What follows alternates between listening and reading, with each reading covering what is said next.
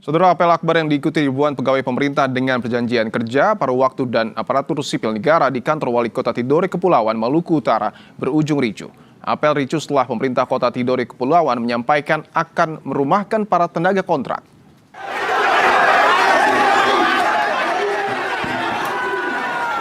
Apel akbar berubah jadi aksi protes dari para pegawai P3K dan P3 paruh waktu. Mereka memprotes rencana pemerintah Kota Tidore Kepulauan untuk merumahkan. Sempat terjadi aksi dorong dan pembakaran karena massa berupaya masuk ke kantor wali kota. Kericuan mereda setelah sesama pegawai saling menenangkan dan mengendalikan emosi rekan-rekan mereka.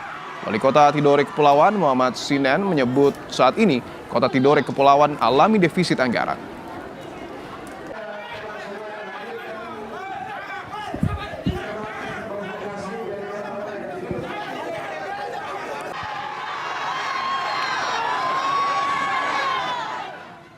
Kompas Petang edisi 7 Juli 2026, kami akhiri saudara, saya Dipun Terbahagia. Saya Sini Permadi, sesaat lagi ada Sapa Indonesia Malam bersama Friska Clarissa dan Radi Saputro. Terima kasih, sampai jumpa.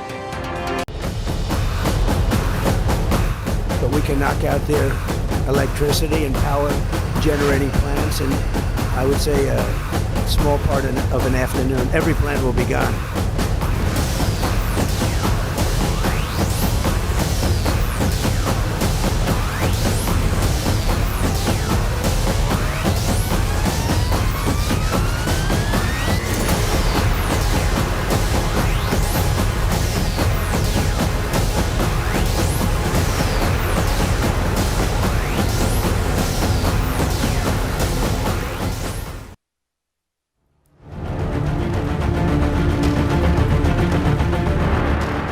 Presiden Amerika Serikat Donald Trump kembali melontarkan ancaman kepada Iran.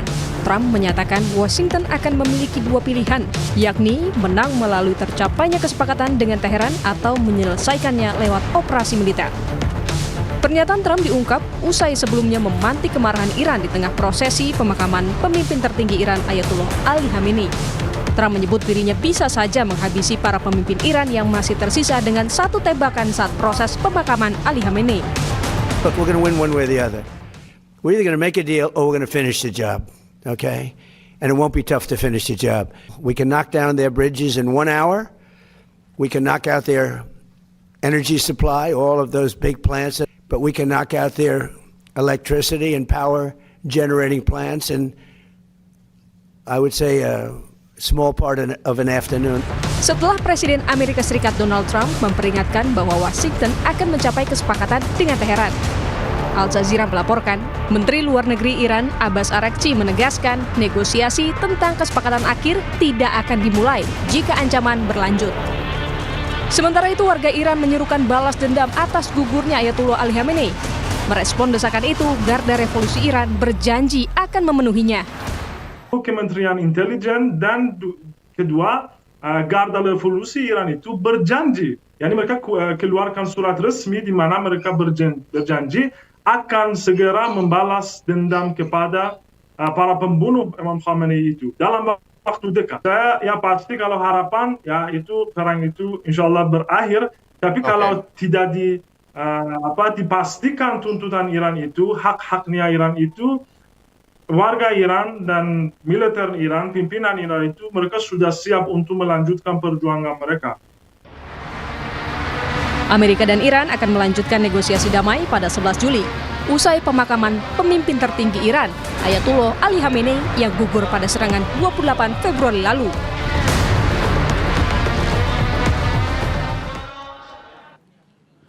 Saudara, apakah Iran akan merespons dua kali ancaman Trump sejak dimulainya rangkaian pemakaman pemimpin tertinggi Iran, Ayatollah Ali Khamenei, yang gugur dalam serangan Israel bersama Amerika? Kita bahas bersama Marsma TNI Purnawirawan, Bapak Agung Sasongkojati, pakar PPAU yang juga alumnus US Air War College, dan juga peneliti Asia Middle East Center, Pak Pizarro Ghazali. Pak Pizarro, Pak Agung, selamat petang semua. Selamat petang, Mas. Baik, saya ingin ke Pak Pizarro terlebih dahulu bahwa Trump ini sudah mengancam beberapa kali, Pak Pizarro, dan seruan dari warga Iran juga ini menginginkan balas dendam. Pertanyaan saya, apakah Iran akan merespons dengan tindakan militer usai rangkaian pemakaman selesai?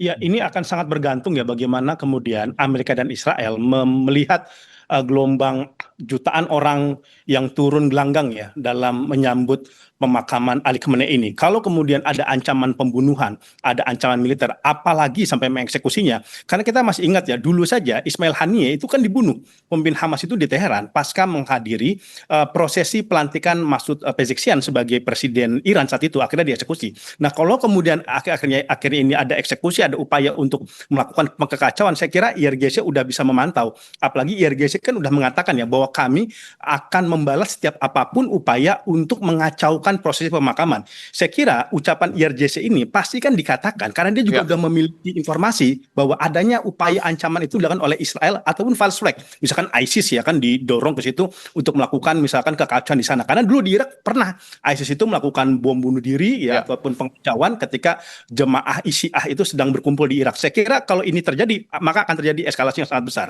Oke, saya ingin ke Pak Agung bahwa Iran juga nampaknya masih memegang kendali atas Selat Hormuz, termasuk juga situasi di Bab el Mandeb juga tengah memanas. Pak Agung, apakah Iran akan memanfaatkan situasi ini untuk membalas Trump? Ya, Trump ini kan dia tujuannya, jadi gini kan sekarang jeda karena sedang ada pemakaman, jadi dibuat jeda seminggu atau 2 minggu. Dan jeda ini kan kosong, nggak ada beritanya. Padahal Trump butuh berita atau informasi yang buat dia tetap ada di atas panggung media. Dan untuk itu dia mengatakan yang paling menarik sekarang memang adalah mengancam-ancam. Dan ancaman ini bukan sekedar ancaman biasa, karena di balik itu juga ada maksud-maksud untuk menyudutkan faksi elit IRGC, kemudian konsumsi politik dalam menjelang KTT NATO, ya dari banyak-banyak.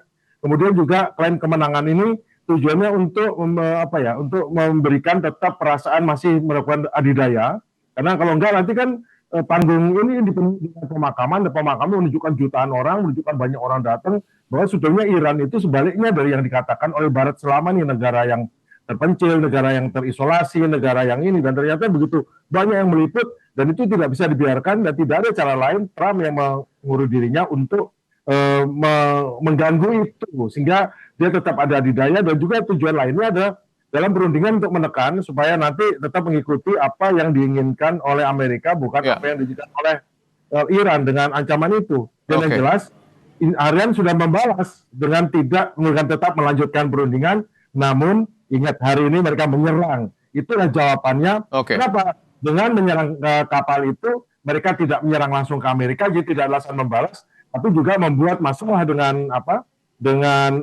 harga minyak yang langsung naik dan beberapa hal menjadi kacau lagi. Jadi ramalan mengenai situasi sudah membaik ini menjadi terganggu. Itulah balasan Iran, bukan langsung menyerang Amerika, tapi menghantam satu kapal tanker di depan Oman ya. Ya, baik. Ya, tentu juga provokasi Trump ini memang kerap kali memanaskan situasi, dan kita tahu juga pada 11 Juli nanti negosiasi antara Amerika Serikat dan Iran akan berlanjut. Apakah ini mempengaruhi provokasi Trump, apakah mempengaruhi dari negosiasi yang akan terjadi? Apakah Iran akan kembali walk out atau melakukan tindakan yang lebih keras mungkin, Pak Bizarro?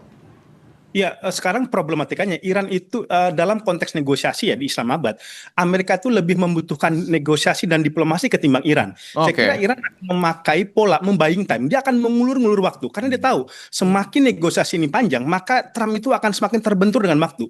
Apalagi menariknya sekarang di jelang pemilu selak yang akan dilakukan di November, itu politisi-politisi yang kontra Trump atau yang pro Palestina, pro perdamaian itu sudah menang tuh di primary Demokrat gitu. Dan ini juga menjadi sinyal bahwa pengaruh influence dari Israel atau narasi-narasi perang invasi ke Timur Tengah itu udah nggak lagi populer di Amerika Serikat seperti itu. Jadi saya kira Iran tidak akan begitu sangat terganggu. Bahkan kalau kita lihat dari kesepakatan diskusikan itu kan menarik ya. Walaupun terjadi deal, tapi kan diwarnai dengan aksi walkout dari Iran, tidak dari yang ditahan oleh Amerika Serikat. Kemudian Lebanon masih diserang oleh Israel, tetapi kita sudah melakukan MOU deal. Saya kira ini juga akan menjadi tekanan juga bagi para diplomat Iran, apalagi kalau kita lihat sekarang dalam pelayatan yang dilakukan jutaan orang itu Fahidi muncul gitu ya, kemudian tokoh RJC muncul. Ini menurut saya juga pesan bahwa tokoh-tokoh garis keras atau RJC yang ada di Iran itu sekarang solid untuk kemudian menyatukan bagaimana framework Iran ketika masuk ke meja perundingan, mereka tidak mau didikte oleh Amerika Serikat, mereka bersihkan kembali dan mereka tidak mau betul-betul diintervensi oleh Amerika Serikat. Oke, baik. Saya ingin ke Pak Agung bahwa saat ini memang dapat dikatakan masuk ke dalam fase gencatan senjata. Tapi pertanyaannya sejauh mana Iran dan juga Amerika Serikat ini mampu memulihkan kekuatan militer mereka? Pak Agung. Fase gencatan senjata ini sebetulnya adalah fase untuk istirahat sebentar. Tapi mereka tetap siap untuk melanjutkan perang dengan menyiapkan senjatanya. Tapi Iran lebih siap lagi karena dia meningkatkan jumlah rudal dan drone-nya. Amerika terpaksa mengirimkan sebagian karena kan harus dirotasi dan sebagian ini dia tidak sepenuhnya lagi full lagi kekuatan, tapi tetap masih ada kekuatan memukul dan kekuatan bertahan. Namun yang jelas kemampuan memukul dan bertahannya tidak akan bisa menghadapi serangan Iran. Oleh karena itu tentu Amerika tidak akan menggunakan serangan maksimal atau total karena ini akan berbalas-balasan. Dia sekarang menekan, menginjak ataupun memaksa Iran untuk mengikuti apa yang dimau di perundingan. Sesungguhnya yang sekarang utamanya adalah perundingan. Perundingan utamanya adalah Iran, membuat Iran menyetujui banyak hal yang diakui oleh Amerika. Soal nuklir itu sebenarnya hanya soal bumbu-bumbunya yang utama adalah jangan sampai sanksi itu dibuka dengan cepat, karena sekarang masalahnya adalah Israel. Israel ini yang hubungan dengan Amerika agak kurang terganggu karena Israel memaksa untuk tetap soal Libanon. Jadi yang jelas mereka saling siap untuk menyerang kembali. Oke, saya ingin ke Pak Pizarro, ini mungkin akan menjadi pertanyaan terakhir. Tadi sudah disinggung oleh Pak Agung soal Israel. Apakah ultimatum Trump ini juga ada pengaruh dari Israel, Pak Pizarro? Singkat saja. Saya kira lebih kepada Amerika Serikat ingin juga memberikan pesan kepada pemilih domestik dia bahwa Trump memenangkan pertarungan, bahwa Ali Khamenei sudah dibunuh dan itu diklaim sebagai sebuah kemenangan. Jadi lebih kepada bagaimana Trump itu mencoba deal. Pizarro Ghazali dan juga Pak Agung Sasongko Jadi telah bergabung di Kompas Petang. Terima kasih Pak Agung. Saudara, Kompas Petang masih akan hadir usai jeda dengan sejumlah informasi menarik terkait dengan Piala Dunia 2026.